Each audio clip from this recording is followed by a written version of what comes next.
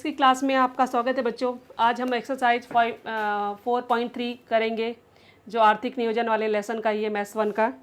तो मैं आपको क्वेश्चन नंबर 4 है, वो 4 क्वेश्चन जो रीड करके बता रही हूँ। आप पहले उसको क्वेश्चन नंबर 4 सुन लीजिएगा। श्रीमती देशपांडे ने 20,000 रुपयों का निवेश करके 5 रुपये अंकित मूल्य वाले शेयर्स 20 रुपये के अधिमूल्य पर खरीदे, तो उन्हें कितने शेयर्स मिलेंगे। ठीक है, तो अभी हम अपने क्वेश्चन में देखते हैं हमें क्या क्या दिया। अंकित मूल्य कितना दिया है 5 रुपये, और अधिमूल्य कितना दिया 20 रुपये, यानी 20 रुपये अधिक चल रहा है वो। और कितने निवेश किया उन्होंने, 20,000 रुपये निवेश किया। तो पहले हमको इसका बाजार मूल्य निकालना पड़ेगा कि बाजार मूल्य क्या है। तो जो बाजार मूल्य यानी एमवी कितना, अंकित मूल्य धन अधिमूल्य।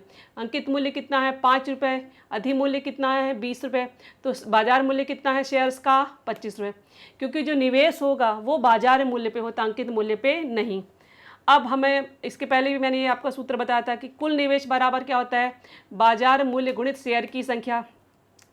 अब निवेश उन्होंने कितना किया 20,000, बाजार मूल्य कितना एक शेयर का 25 रुपये है, तो शेयर्स की हमें संख्या निकालनी है। तो शेयर्स बराबर क्या हो जाएगा, ये जो 25 है कहाँ जाएगा, नीचे आ जाएगा। फिर 20,000 में से 25 को कट करेंगे तो कितना मिलेगा 800। तो 800 जो है वो शेयर्स की संख्या है। तो हम उत्तर जो लिखेंगे कि श्रीमती देशपांडे को 800 शेयर मिलेंगे। एक्सरसाइज 4.3 का क्वेश्चन नंबर 5वां है। 5वां क्वेश्चन मैं आपको रीड करके बता दे रही हूँ। श्री शांतिलाल ने 100 रुपये अंकित मूल्य वाले 150 शेयर 120 रुपये के बाजार मूल्य पे खरीदे। यानी अंकित मूल्य उसमें लिखा था 100 रुपये, और मार्केट प्राइस बाजार में वो कितने का मिल रहा है 120 रुपये। और कितने शेयर्स हैं 150 हैं, और जिसमें लाभांश की दर कितनी घोषित की गई 7%। तो कुल निवेश पर प्रतिफल की दर ज्ञात करो। जैसे मैंने कहा था ये इस तरह का हमने क्वेश्चन नंबर 2 भी किया है आपकी बुक। इसी एक्सरसाइज का 2nd क्वेश्चन भी ऐसा ही है। तो आप सेम वैसे ही है जैसे ये है वैसा आपका है, तो आप वैसे ट्राई भी कर सकते हैं अपने मन से।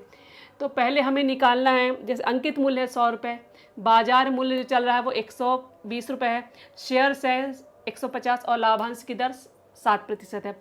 तो ध्यान रखना है ये कि कुल निवेश किस पे होता है, बाजार मूल्य पे। शेयर हमें खरीदना है तो हम किस पे खरीदेंगे, बाजार मूल्य पे। तो बाजार मूल्य 120 रुपये है, शेयर से 150, तो 120 गुणित 150 करने पर 18,000 रुपये निवेश किया। शेयर खरीदने में उसने कितना पैसे इन्वेस्ट किए, 18,000 रुपये। अब हमें जो लाभांश मिलेगा, लाभांश हमेशा किस पे मिलता, अंकित मूल्य पे, क्योंकि लाभांश कौन देती, कंपनी देती है। तो वो जो शेयर का अंकित मूल्य कितना था 100 रुपये, तो लाभांश जो मिलता है वो हमें अंकित मूल्य पे मिलता है। तो अंकित मूल्य गुणित लाभांश की दर।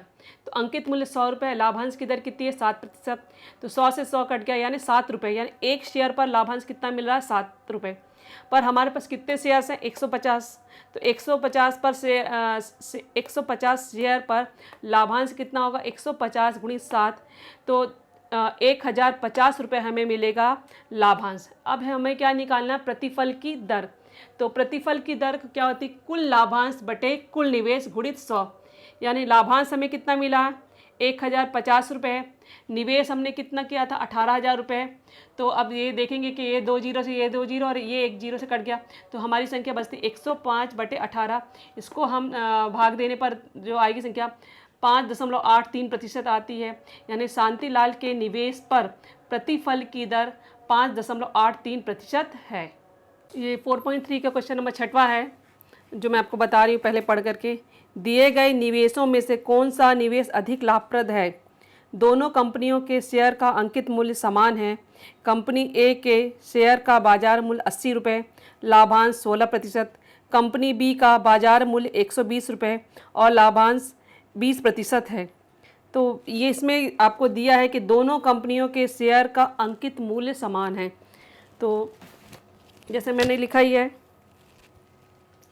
कि माना दोनों कंपनियों के एक शेयर का अंकित मूल्य कितना 100 रुपये है, यानी कंपनी ए का भी 100 रुपये और कंपनी बी का भी 100 रुपये है। तो हम पहले कंपनी ए पर आते हैं। तो कंपनी ए का अंकित मूल्य, ठीक है, अंकित मूल्य यानी एफ बी कितना 100 रुपीज़ है, बाजार मूल्य यानी एम बी कितना 80 रुपये है, लाभांश की दर कितनी है 16%। तो सबसे पहले हमें एक शेयर पर लाभांश निकालना है ठीक है। तो एक शेयर पर लाभांश क्या हो जाएगा, FV इंटू लाभांश की दर, यानी 100 गुणित 16%, तो ये मिल जाएगा हमें 16 रुपये। अब हमें जो है आगे जो निकालना है प्रतिफल की दर, तो कुल लाभांश यानी इसने जो इन्वेस्टमेंट किया एक ही शेयर पर हमें निकालना है, तो एक शेयर पे 16, कुल लाभांश यानी एक शेयर का ही है तो 16 रुपये। कुल निवेश है उसने कितना बाजार मूल्य निवेश किया, 80 रुपये किया है, तो 80 रुपये आ जाएगा गुणित 100, तो ये जीरो से ये जीरो कट गया, 8 से 16 दो बार किया, तो प्रतिफल की दर मिल गई 20%। दूसरे में क्या, कंपनी बी, यहाँ पे भी अंकित मूल्य कितना है, 100 रुपये है, बाजार मूल्य कितना 120 है, लाभांश की दर 20% है। तो एक शेयर पे हमें लाभांश कितना मिलेगा, तो FV इंटू लाभांश की दर, यानी FV तो हमारा फेस वैल्यू जो है 100 रुपये है, हम इसको x लेकर भी कर सकते हैं, परंतु नंबर लेकर करेंगे तो आसान रहेगा, क्योंकि हमने दोनों जगह एक सा माना, यहाँ पे भी 100 और यहाँ पे भी 100, तो 100 गुणित 20%, तो 100 गुणित 20% से मिलेगा 20 रुपये। अब प्रतिफल की दर यानी कुल लाभांश, तो ये जो इन्वेस्टमेंट है वो एक ही शेयर पर है, तो उसका लाभांश कितना 20%, निवेश कितना किया उसमें 120 रुपये गुणित 100, तो यहाँ पे कट करने पर मिलेगा 50/3, 50/3 का मतलब 16.67, तो यहाँ पे हम देख रहे हैं कि यहाँ पे 20% मिल रहा है, यहाँ पे 16.67 मिल रहा है, तो कंपनी ए में निवेश अधिक लाभप्रद रहेगा। इस तरह से हमें इसको उत्तर लिखना है। थैंक यू बच्चों।